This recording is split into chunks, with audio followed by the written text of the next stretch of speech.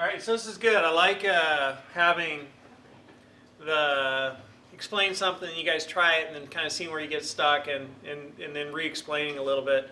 So when you type in go env, you should get your environment variables. And we'll talk about environment variables and paths.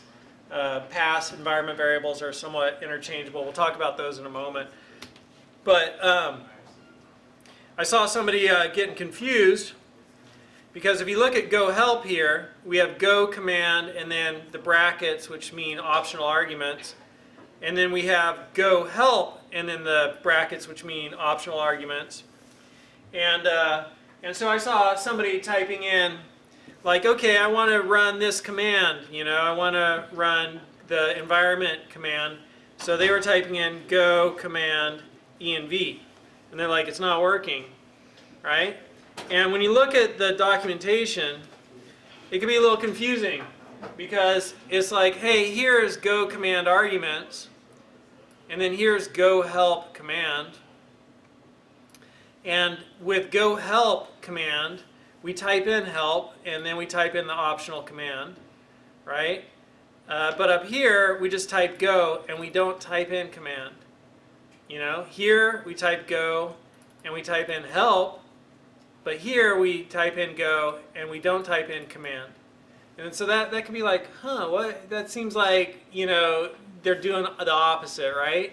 Like I'm including this word here when I type in my command, but I'm not including that word there when I type in my command. And for this word here, I'm substituting it, right, with any one of these commands. So it's just go env or go build, you know, or go install, or go list. That's how I would run that command, right? Just go env, or go build, or go install. That's how I'd run that command, and then any arguments after it.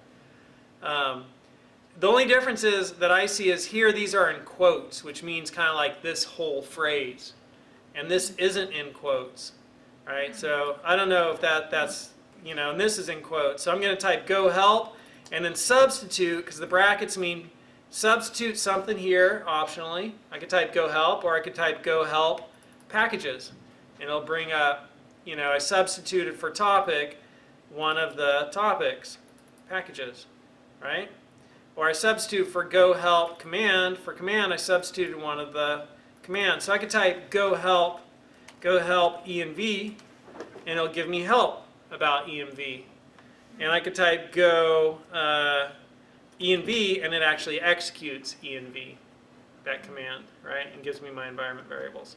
So that's the thing that's a little bit, you know, subtle and nuanced about using Go, and it takes a little bit of like, oh wow, I'm glad I have somebody showing me the way, because this would be like a couple hours at home being like, what? I don't get it. How come here I type help and the other one it seems like the same thing and I don't? I don't know, man. You just have to have somebody show you the path. It's kind of like English. You know, if I was to say, you know, there, and there, you understand that there's three words, there, and they all mean three different things. And based upon context, you know what I was talking about. But if you're learning English, you're like, what? There meant that, I thought. Well, it also means this. Or I don't know, you know, it's just one of those things.